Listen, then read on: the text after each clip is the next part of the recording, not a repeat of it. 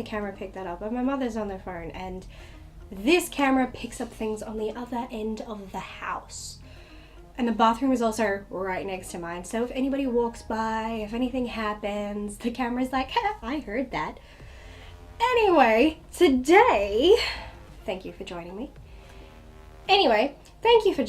Today, I'm going to be reviewing a film that is actually old news to me, in the sense that I actually watched this about a month and a half ago, maybe two, I don't know, somewhere in that ballpark.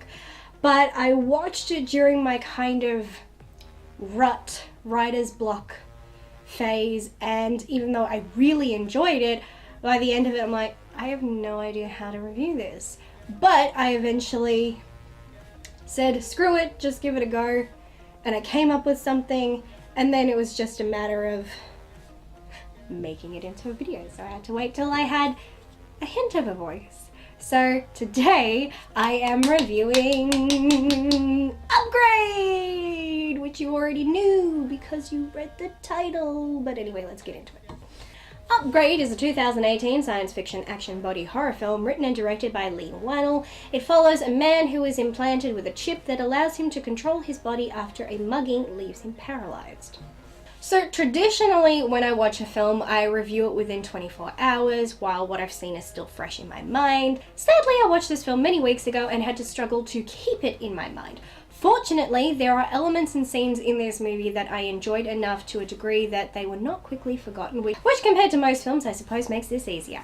Safe to say that makes this film more memorable than most. While it's not a brilliant film or entirely original, I do find its execution and overall writing does make it stand out amongst other films of this nature. Plenty of moments throughout the film had me thinking how traditionally futuristic and sci-fi it was. Drones, self-driving cars, automated houses, artificial intelligence, all things we have come to expect in films such as this. But then the story kicks in and I find myself not seeing it as your run-of-the-mill future flick. What sold it most for me was the performance from Logan Marshall Green. I love the characteristic changes he makes differentiating pre- and post-accident Grey. There is an interesting progression of his character and it is apparent and easy to follow. His best performances come while interacting with STEM. Marshall Green must depict a man having a conversation with a real entity living inside his head, and then he must give us two simultaneous performances, one of STEM in control of his actions and the other as Grey, who is responding to those actions as they are out of his control. It was seamless. Some scenes are brutal, but I also found the scenes were given some levity in the dialogue. Each time Grey responds to what STEM is doing with his body, I found myself giggling because he came off so genuinely shocked, and then I was equally shocked as the character was when STEM would suddenly do something unexpectedly and horrifically brutal.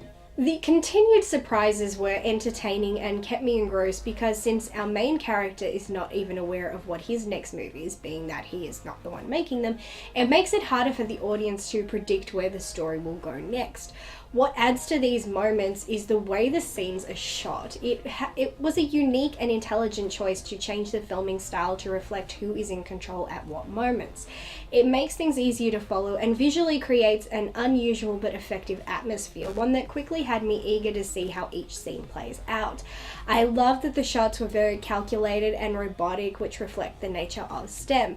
There was a fascinating symmetry in how the camera depicted the characters, even if they were in the one host. I am typically known for predicting how a film will end or seeing all the twists and turns coming before they happen. That's not bragging, that's just a fact. The times I don't see a twist or reveal coming, I am thrilled. I take great pleasure in knowing some films are still able to surprise me, and Upgrade surprised me not once, but twice. At first I thought the plot was your run-of-the-mill revenge scenario, hunt down the people who hurt you, make them pay, and that's it. But then the cause behind our lead circumstance is revealed, and while I did not see it coming, it made complete sense. As the reveal was being set up, you could understand everything at that point.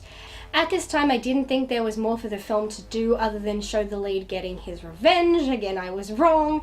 Instead, we are thrown for a loop, or at least I was, when it was revealed that there is another and more exact cause behind all the events in the film. And while again, it makes perfect sense, I most certainly did not see this one coming for even a second.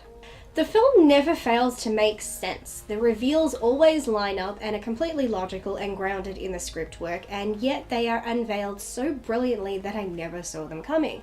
Even with all these surprises, I still for some reason thought the film would have a happy ending.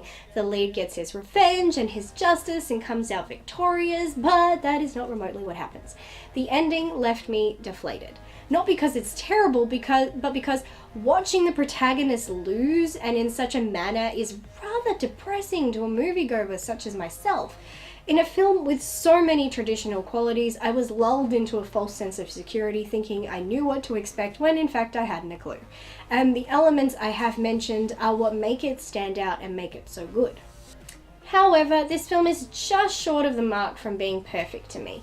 What I think, as far as I can remember, is the only part of the film I didn't like was the plot centered around various characters who were upgraded people with different high-tech equipment and functions integrated into their bodies.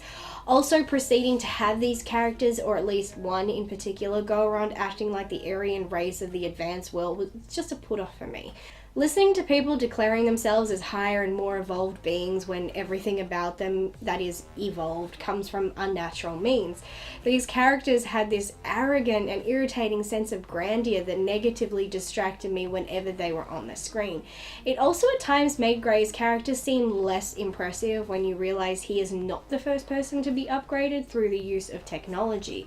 It takes away the impact of STEM's story.